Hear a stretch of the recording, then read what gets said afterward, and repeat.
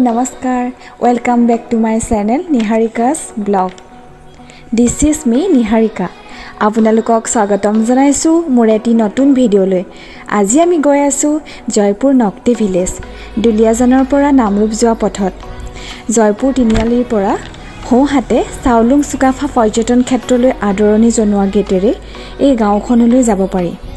আজি আমাৰ অলপ আজৰি সময় আছিল, সো ভাবিলো আজি ফুৰিবলৈ ওলাই যাওঁ। আজি আমি যাব ওলাইছো এখন ৰিসৰ্টখন জয়পুৰত আছে।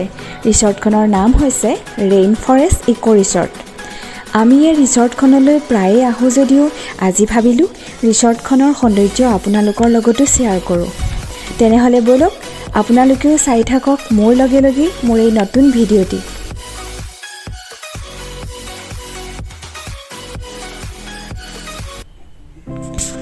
আমি আহি এতিয়া পাই গলো ৰেইনফৰেষ্ট ইকো ৰিসৰ্ট। বলক আমি ৰিসৰ্টৰ ভিতৰলৈ যাওঁ। এই ৰিসৰ্টখন আছে উখাপুৰ নেপকো ব্ৰিজৰ তলতে। ৰিসৰ্টখনলৈ আহিবলৈ হ'লে দলঙৰ তলৰ ৰাস্তাটোৱেদি সোমাই আহিলেই হ'ল। আমি আহি এতিয়া ৰিসৰ্টৰ ভিতৰত পালোহি। গাড়ীখন ৰখাই থৈ আমি যাম এতিয়া ৰিসৰ্টখনৰ ভিতৰলৈ। ইয়াৰ ভিতৰত যোৱাৰ আগতে বাহিৰত বৰ ধুনীয়া এটা সম্পূৰ্ণ গাঁৱলীয়া পৰিৱেশ। ধাননি পথাৰৰ সৈতে চাৰিওফালে সেউজীয়া, যেন এক শান্তিৰ নীৰৱ পৰিৱেশ। এটা চৌপাশ আগুৰি আছে, আপোনালোকেও আহি ভাল পাব। এক গাঁৱলীয়া পৰিৱেশৰ সৈতে এই ৰিসৰ্টখনৰ সৌন্দৰ্যই বাৰুকৈ মোহিত কৰে। এই ৰিসৰ্টখন সুন্দৰ মুকলি পৰিৱেশৰ সৈতে ধুনীয়াকৈ প্ৰকৃতিৰ লগত সংগতি ৰাখি আটক ধুনীয়াকৈ সজাই পৰাই তুলিছে। আমি গেটখনৰ ভিতৰত সোমোৱাৰ পাছতেই এটা ধুনীয়া পুখুৰী আছে, য'ত এতিয়া ৰিসৰ্টৰ লোকে মৎস্য পালন কৰিছে। সেয়েহে আপোনালোক ইয়াত আহিলে বহুত ভাল ধৰণেৰে অসমীয়া খাদ্যসমূহ গ্ৰহণ কৰিব পাৰিব। আৰু যেতিয়া ভিতৰলৈ গৈ থাকিব আপোনালোকে দেখিবলৈ পাব এইবাৰ ধুনীয়াকৈ সৰিয়হৰ খেতি কৰিছে। জানুৱাৰী মাহত মানে নতুন বছৰত এই সৰিয়হডৰাই আৰু ধুনীয়া কৰি তুলিব ইয়াৰ সৌন্দৰ্য। এতিয়া আহি আমি ৰিসৰ্টৰ বাটচৰাটো পালোহি আৰু আপোনালোকক লৈ যাম ভিতৰৰ পৰিৱেশ দেখুৱাবলৈ। বলক তেনেহ'লে ৰিসৰ্টখনৰ ভিতৰৰ পৰিৱেশটো আমি উপভোগ কৰোঁ।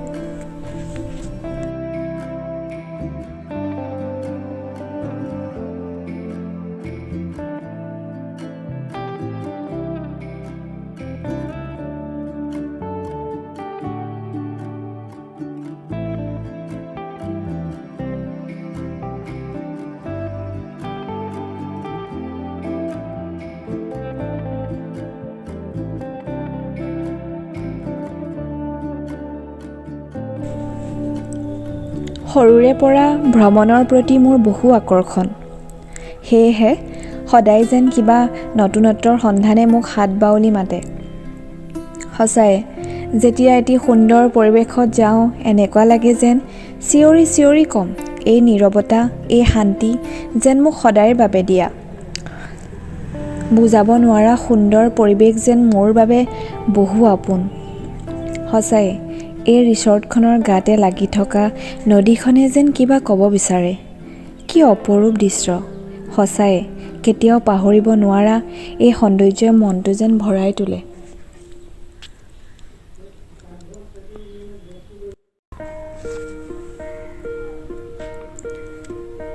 ইয়াৰ পৰিৱেশটো সঁচাই বহুত ভাল লাগে। নগৰৰ কৃত্ৰিমতাৰ পৰা আঁতৰি আহি যেন ইয়াত অলপ সময় শান্তিৰে কটাব পাৰিব, আমনিও নালাগে। আৰু পৰিয়ালৰ সৈতে ধুনীয়াকৈ থকা সময়কণ ধুনীয়াকৈ এনজয় কৰিব পাৰিব।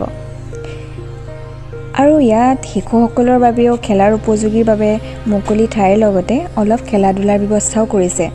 যিমান সম্ভৱ এটা গাঁৱলীয়া পৰিৱেশৰ দৰে অনুভৱ কৰাবলৈ চেষ্টা কৰিছে।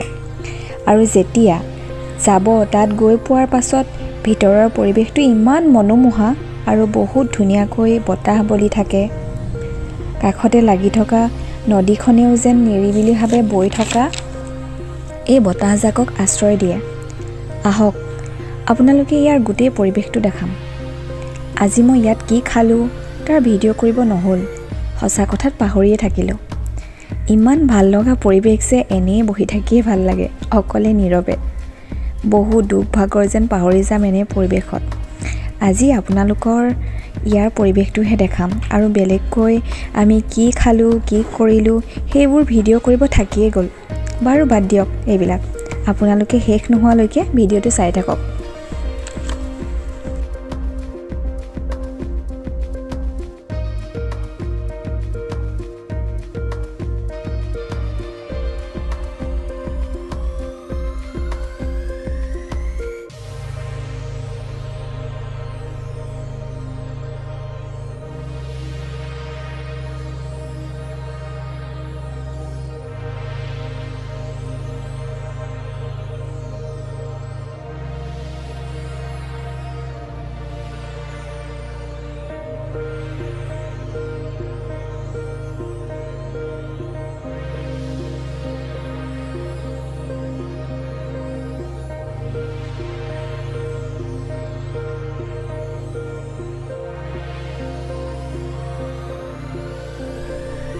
সঁচাকৈ ইয়াত ৰাতি ষ্টে কৰি খুব ভাল লাগিব। নদীৰ একেবাৰে পাৰতে ৰাতিৰ নদীৰ সৌন্দৰ্যটো উপভোগ কৰাৰ বেলেগ এটা আমেজ আছে। আমি প্ৰায়ে ইয়ালৈ আহোঁ। মোৰ হাজবেণ্ড গৌতমেও তেখেতে ফুৰি খুব ভাল পায়, সেয়েহে তেখেতৰ লগতে অলপ আৰু আমাৰ হাতত যেতিয়া সময় থাকে আমি এই ৰিজৰ্টখনলৈ গুচি আহোঁ। বিশেষকৈ ৰাতি বেছি ভাল লাগে ইয়াত, সেয়েহে আমি ৰাতি বেছিকৈ অহা হয়। ভালো লাগে, মনটো ফ্ৰী লাগে, সকলো টেনশ্যন যে দূৰ হৈ যায়। আৰু ৰিজৰ্টখনৰ দাদাজনৰ লগত মোৰ হাজবেণ্ডৰ খুব ভাল আৰু তেওঁ ধুনীয়া আতিথ্যৰে আদৰণি জনায়, সেইবাবে আমি অকণো ব'ৰ ফিল নকৰোঁ।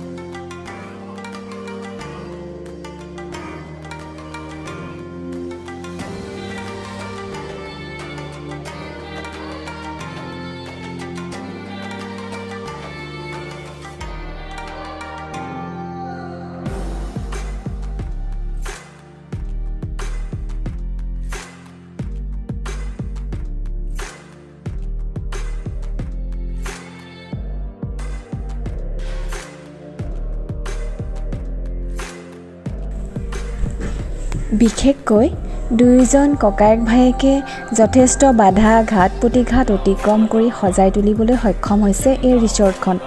এতিয়াও এই ৰিজৰ্টখনৰ কাম সম্পূৰ্ণ হ'বলৈ যথেষ্ট বাকী আছে। এয়া চাওক কি সুন্দৰকৈ কটেজবিলাক সজাই তুলিছে। জানুৱাৰী মাহৰ পৰা কটেজসমূহ থাকিব পৰাকৈ মুকলি কৰি দিব বুলি কৈছে। তেখেতৰ মতে 2-3টা কটেজ হিটআপ নিয়ন্ত্ৰিত ব্যৱস্থা কৰাৰ কথা ভৱিষ্যতে পৰিকল্পনা কৰি আছে। আহকচোন আমি এই ৰিজৰ্টখনৰ আঁৰৰ ব্যক্তি দুজনৰ সৈতে কথা পাতোঁ আৰু তেখেতসকলৰ মনোভাৱ জানো আহক। পিছে এজন বৰ্তমান ইয়াত উপস্থিত নাই, তেখেত গধূলিহে আহিব বোলে। নমস্কাৰ, মই শ্ৰী অমলান্ত লুদ্ৰা। আজি বহুদিনৰ পৰাই মোৰ এটা আশা আছিল যে এখন ৰিজৰ্ট খোলা। মানে মই আজি বহু বছৰৰ পৰা টুৰিজিমৰ লগত জড়িত, যিটো কাৰণত মোৰ কিছুমান বাহিৰৰ মানুহ আছে, তেওঁলোকে খুব ইচ্ছা কৰে যে এটা নেচাৰেল প্লেচত এৰাতি কটাওঁ, বন ফায়াৰ কৰোঁ, এনেকুৱা আৰু বহুত কিছুমান এক্টিভিটি আছে যিখিনি মই আগৰ পৰা কৰাই আছোঁ। ট্ৰেকিং হওক বা ব'টিং হওক, এনেকুৱা ধৰণৰ কিছুমান ৱাইল্ড ফটোগ্ৰাফী হওক, এনেকুৱা ধৰণৰ কিছুমান কাম মই কৰি আহিছোঁ।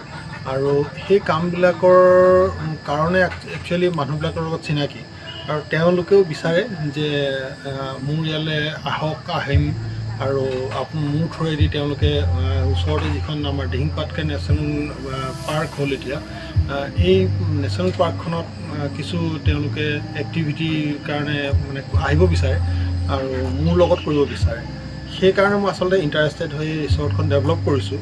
অৱশ্যে এই ৰিজৰ্টখন আজি 20% মই ডেভেলপ কৰিব পাৰিছোঁ, বাকী 80% মোৰ কৰিবলৈ বাকী আছে। তো আপোনালোকো আহিছে, মোৰ খুব ভাল লাগিছে আৰু এনেদৰে আপোনালোকে মোক মৰম দি যাওক আৰু এইবিলাক আপোনালোকেও অকণমান আপোনালোকৰ ফালৰ পৰা শ্বেয়াৰ কৰিব যাতে মোৰ এই ৰিচৰ্টখন ইয়াতকৈ আৰু মই ভাল কৰিব পাৰোঁ। ধন্যবাদ।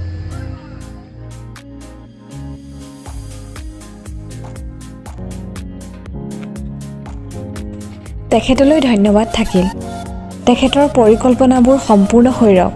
এয়া চাওক কিমান সুন্দৰকৈ ফুলনি বাগিচাখন মেইনটেইন কৰিছে, সজাই তুলিছে আৰু ৰিজৰ্টত গোটেইকেইজন ষ্টাফ খুব এক্টিভ হয়। তেওঁলোকে যথেষ্ট সহায় কৰে আৰু ইয়াত মোৰো অৰিহণা নথকা নহয়। ময়ো কিছু